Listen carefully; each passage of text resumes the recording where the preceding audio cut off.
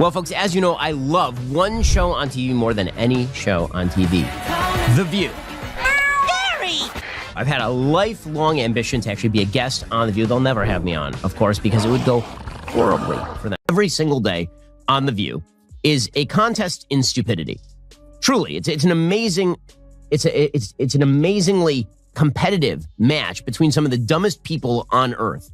No one really notices on a given day that Whoopi Goldberg is a very dumb person who says very dumb things because everybody else is so dumb on The View that she's constantly outshone. She seems like the most sane person on The View, which is kind of an amazing statement. Trying to suss out which person on The View is least intelligent is an exercise in quantum mechanics. What happens when sharp logic crashes headfirst into emotional outrage and daytime drama? You get Ben Shapiro completely shutting down Whoopi Goldberg in a moment the internet couldn't stop talking about. Live on air and right in front of the entire country, the tension exploded instantly. Her stunned reactions collided with his nonstop arguments like a brick wall meeting a speeding train. This wasn't some calm debate. It turned into a total clash between hard facts and pure television theatrics. And make no mistake, Ben didn't just win the moment, he completely took over the stage. Whoopi looked so shaken afterward, you'd think she needed days just to process what happened. And somehow, this is only the beginning. Whoopi Goldberg, she of the genius sort of sage presence on The View. Thanks. She's like, I'm not saying that maybe white people need to get beaten up for police reform to happen, but maybe white people need to get beaten up for police reform to happen. But how many times do we need to see white people also get beaten before anybody will do anything? Okay, so first of all, this is unbelievably stupid. Yep. We've seen many, many cases of police brutality against white people. Picture the scene for a second. Bright daytime TV lights, polished smiles, and a panel moving in perfect sync every time another trendy talking point hit the table. Right in the center sat Whoopi Goldberg, confidently throwing out bold opinions like the audience would cheer no matter what. Everything felt comfortable, predictable, and completely under control. Then the mood suddenly changed. Ben Shapiro walked in with fast answers, sharp arguments, and absolutely no interest in playing along with the usual routine. What followed wasn't just a debate. It felt like a complete collision. And from that moment on, the entire conversation started falling apart. Well, folks, as you know, I love one show on TV more than any show on TV. The View. I've had a lifelong ambition to actually be a guest on The View. They'll never have me on, of course, because it would go horribly for them. But today, we're going to go through some of the cringiest moments from The View, a repository of nearly all human stupidity, total IQ 7. Picture a world where emotions get treated like hard facts, applause replaces real debate, and every opinion around the table is accepted without question. That was the atmosphere. But outside that comfortable bubble, Ben Shapiro was already preparing to challenge every single point. This wasn't just another guest with a few opinions. Ben came armed with fast responses, detailed facts, and the kind of energy that keeps pressure on every second of the conversation. He didn't even need to sit at the table to shake things up. From a distance, he was picking apart arguments one by one with sharp precision. Every weak claim got challenged, every contradiction got exposed, and suddenly, there was nowhere left to hide. And she's trying to make an anti-Trump argument. She's like, I can say anything I want. And she's like, I'm going to say something super racist. They're all like, yeah. Well, apparently her hair was not her only bad decision that day. The Holocaust isn't about race. No, it's not about race. No, it's about a different race. But it's not about race. It's not about race. What is it about? Because it's about man's inhumanity to man. No! That's what it's about. Putting Ben Shapiro on The View felt like throwing a puzzle master into a room that wasn't ready for the challenge. The energy instantly turned tense, awkward, and completely unpredictable. Whoopi came in strong with emotional arguments and familiar talking points, hoping passion alone would carry the conversation. But then Ben stepped into the discussion calm, focused, and loaded with facts that hit like hammer blows. While the panel was still reacting to their own statements, he was already breaking down the flaws in every argument. He spoke with confidence, speed, and enough historical knowledge to completely shift the mood in the room. What followed wasn't just an uncomfortable exchange. It became a full-scale clash of ideas that left the entire panel struggling to keep up. On who you talk to. Whoopi, always available to sign in. Cool it with the anti-Semitic remarks. To both compare Israel and the United States terrorist organizations and also compare organizations to apparently not terrorist organizations. Like, Hamas is not a organization? Oh, man. It is amazing because Whoopi is sort of seen on this show as sort of the wise old sage. And I have to say, you need better sages. This wasn't a normal debate.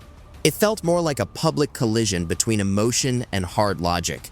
Goldberg launched into a passionate rant filled with dramatic comparisons, scattered points, and arguments that seemed to bounce in every direction at once. The message basically came down to, if it feels wrong, then it must be wrong, as if emotion alone could settle the entire discussion. Around the table, the co-hosts nodded along in full agreement while the tension kept building. Then Ben calmly stepped in with one simple response that instantly changed the tone of the conversation.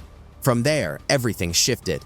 He started breaking down each argument piece by piece, pulling out facts, examples, and contradictions faster than anyone could respond. The room suddenly felt stunned. Whoopi looked caught off guard as the conversation spiraled away from emotional reactions and straight into a battle she clearly wasn't prepared for. So Whoopi Goldberg was on that great repository of all human intelligence, The View, and she was explaining that people who are not using masks are going to make things more dangerous for themselves. She's talking about how the mask will protect you from the flu. Oh, Lord.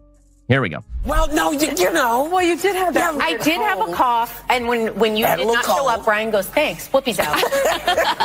Well, I assume that is because when you have little ones, you will always have things that you travel with. So as people will tell you, yeah, take off your mask, don't worry about it, we're not going to check anymore. Just know the flu is still will fly in. Yeah. Okay, because the flu flew in and got me. Okay, so I'm just going to point out here that the entire narrative on the mask was about COVID. And now they're you should probably wear a mask because if you take off the mask, the flu will fly in. To her credit, Whoopi tried to push back, raising the intensity and speaking louder as the pressure kept building. When that didn't slow things down, she fell back on personal opinion, repeating that she simply believed her side was right. But Ben stayed completely calm. He responded with a non-stop stream of detailed facts, sharp counterpoints, and economic arguments that completely shifted the momentum of a discussion. One by one, the emotional talking points started falling apart. Nearby, Joy Behar looked visibly stunned, almost like the conversation had suddenly become impossible to follow. Even the audience reaction changed. The laughter in the room sounded more awkward than entertained, the kind of reaction people give when a tense moment suddenly becomes very real. While Whoopi continued leaning on emotion, Ben kept firing back with precise arguments and confident delivery. And what made the moment hit so hard wasn't just that he sounded convincing, it was that he seemed completely prepared for every possible response. We saw Whoopi Goldberg over the weekend suggest that Nikki Haley is not a new generation. How can you say she's a new generation? Whoopi Goldberg is 67 years old. Nikki Haley is 51 years old. Donald Trump is nearing 80. Joe Biden is 80. So yeah, technically speaking, she is in fact a new generation. But here's Whoopi Goldberg speaking for the youth of America. Now that's what they're saying. Suddenly, everybody said, oh yeah, we should reflect all of us. Okay. Then came the most uncomfortable moment of the entire exchange. Silence. A long, tense pause where Whoopi suddenly seemed completely stuck, searching for a response while the room waited in total suspense. The momentum had clearly shifted, and for a few seconds, everything felt frozen. It was like watching a system crash right in the middle of a live broadcast. Meanwhile, Ben stayed calm and composed, looking completely confident as the silence stretched on. And once that moment hit the internet, the reaction exploded instantly. Social media is filled with clips, memes, and non-stop commentary from people debating the clash between emotional arguments and hard facts. Old controversial moments started resurfacing again as critics piled on from every direction. At the same time, major media voices rushed in to defend Whoopi, arguing that emotional perspective still has value in public conversations. But regardless of which side people took, one thing became impossible to ignore. The audience had watched the entire moment unfold in real time, and the internet wasn't about to let it go. This was taken as anti-Semitism. She didn't say that Jews weren't specifically targeted, by the way. She didn't actually say an anti-Semitic thing the way that Whoopi Goldberg did. She just said that when people are inhumane to each other, bad things happen. For this great crime, she was not suspended. She was fired outright from The Mandalorian, losing presumably hundreds of thousands of dollars in salary because she was one of the main characters and they were considering a spinoff of The Mandalorian with Gina. They fired Gina, so we hired her, right? We have a new movie that's coming out with Gina Carano in the next couple of months, which I'm excited to tell you about. Okay, but they fired her outright. did Disney. Whoopi Goldberg says something far worse in every respect than Gina Carano ever said about the Holocaust. And she's going to get a 2-week suspension. Meanwhile, Ben stayed calm and composed, almost detached from the noise, as if you were watching the whole thing unfold from a distance. While the panel leaned into emotion and reaction, he kept returning to facts, structured points, and carefully laid arguments that felt more like evidence than opinion. But the real turning point wasn't even the back and forth. It was the silence that followed. A long, heavy pause that hung in the air and made the entire stage feel still. The audience wasn't sure how to react, and for a moment, even the energy in the room seemed to drop. That silence seemed to split the atmosphere in two. On one side, emotional reactions are trying to keep the momentum alive. On the other, a calm, steady focus on logic and structure. Whoopi attempted to recover the moment, trying to restate her point in simpler terms, saying it felt right to her, even if it couldn't be measured in facts. But Ben didn't change his tone. He stayed steady, bringing in references, examples, and broader philosophical ideas to support his argument. And this time, the response landed with weight. Not loud, not dramatic, just firm and clear enough to shift the tone of the entire exchange. Never look for consistency with the left. It is all just a game of power. In any case, Goldberg apparently is livid and feels humiliated over the suspension. She feels ABC executives mishandled this. She followed their playbook. She went on The Late Show with Stephen Colbert and then apologized again on The View the next day, the source told the Post. Her ego has been hurt. She's telling people she's going to quit. Suspension from The View is like getting suspended from Bravo. The bar is very low. Prior to her suspension, sources that spoke with Page Six said that employees and executives, including insiders at Disney, were furious over her remarks and the fact she had not been disciplined yet. The internet quickly turned the moment into a full-blown victory narrative for Ben Shapiro. Not because anything was flawless, but because the contrast in approaches was so sharp. One side leaned heavily on emotion and personal conviction, while the other focused on structured reasoning, facts, and pointed counterarguments. Some critics still describe Shapiro's style as overly rigid or fast-paced, but in that moment it played as controlled and relentless. When arguments are framed more as feelings than evidence, his method of breaking points down step by step stands out even more clearly. As the exchange continued, the tension in the room became harder to ignore. The co-hosts looked uncertain, and the conversation started drifting away from debate and toward damage control, with attempts to soften the moment and move on to the next topic.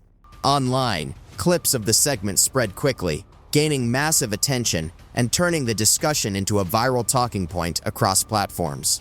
The show eventually transitioned to a lighter segment, trying to reset the tone, but the moment had already taken on a life of its own. In the aftermath, commentary continued across podcasts and online breakdowns, with analysts revisiting the exchange from every angle, dissecting arguments, tone, and delivery. Whoopi Goldberg, yesterday, she did her full apologies. You'll remember that 2 days ago, Whoopi Goldberg went on The View and she suggested that the Holocaust was not about race. And this tied into a broader ideology of the left, which suggests that Jews are white people, and therefore the Holocaust was actually white people attacking white people, which is a thing she actually said on air. Then she went on Stephen Colbert, where she quasi-apologized and then doubled down and suggested once again that the Holocaust was not about racism because it was white people attacking other white people. She issued a written statement. The written statement came out before the Colbert appearance, but probably was written after she had taped for Colbert already. In any case, she came out on the air yesterday, and then she did her fulsome apology. This wasn't framed as a normal debate. It came across more like a tense live exchange where emotional framing collided with structured, fact-driven arguments. One side leaned heavily on sentiment and personal conviction, while the other stayed locked into a more analytical, point-by-point approach that kept circling back to logic and evidence. That contrast is exactly what made the moment spread so quickly online. Viewers weren't just reacting to what was said, they were reacting to the style clash itself, emotion versus structure, narrative versus rebuttal, instinct versus reasoning. As the exchange unfolded, the room's energy shifted. Pauses grew longer, responses became more cautious, and the flow of conversation started to break down into interruptions and attempts to regain control of the segment.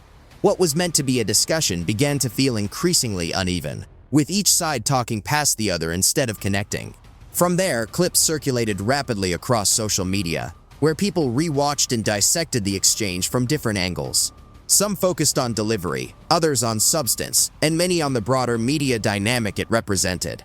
The show eventually moved on to lighter topics, but the moment had already taken on a life of its own online, turning into yet another example of how quickly televised conversations can spiral into viral debate fuel. Listen, take him seriously and take him literally. I don't think that we have to. I think it would be remiss of us to not say Joe Biden knows how to do this. Yes. He knows how to do this. He's quite good at this. And you know, you can't refute anything with him because he just, when I say him, I mean He rambles. Trump. Yeah. He tends to just. But can I mention one thing? This wasn't just a debate. It felt like a live collision between emotional storytelling and hard-edged logic, unfolding in real time under studio lights. One side leaned into conviction, instinct, and personal framing, speaking with confidence and emotion, even when the argument stretched beyond the facts being discussed. The other stayed locked into structure, breaking points down step by step, refusing to move away from evidence and direct rebuttal. That contrast is exactly what made the moment explode online. Viewers weren't just reacting to the conversation itself. They were reacting to two completely different ways of thinking clashing on the same stage. As it went on, the rhythm of the exchange started to break.